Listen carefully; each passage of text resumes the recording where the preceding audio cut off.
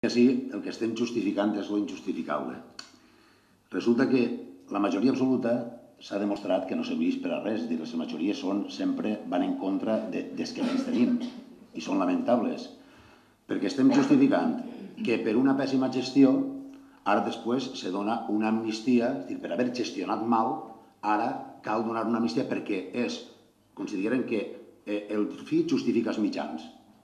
És dir, com ara cal recaptar, doncs ara més val recaptar 10 que res.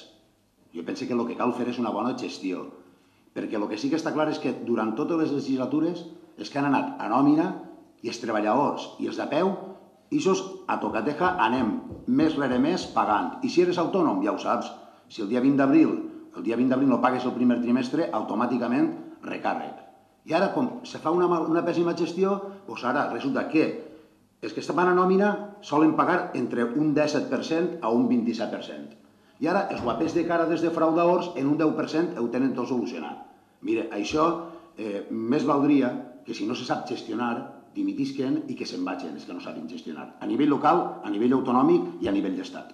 Volem gent que sàpia gestionar, però és que sempre estan els mateixos. Els mateixos gossos en diferents collars. I si no s'agarrem cognoms de totes les empreses que n'hi ha ara i abans, ara i abans.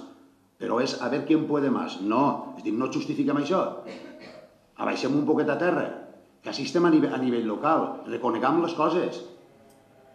Quan un partit nostre actua bé i quan no actua bé. És que això, és dir, és que és al final, ostres, tenim que justificar a tot, volen comulgar en rodes de molí, això no és així. Així hem tingut uns pèssims gestors a nivell de la Comunitat Valenciana i a nivell d'Estat. I això hi ha que denunciar-ho. Sempre a pagar-ho poca ropa. Home, i ara un 10% se'n van de rosetes. I damunt, sense saber de què són els diners.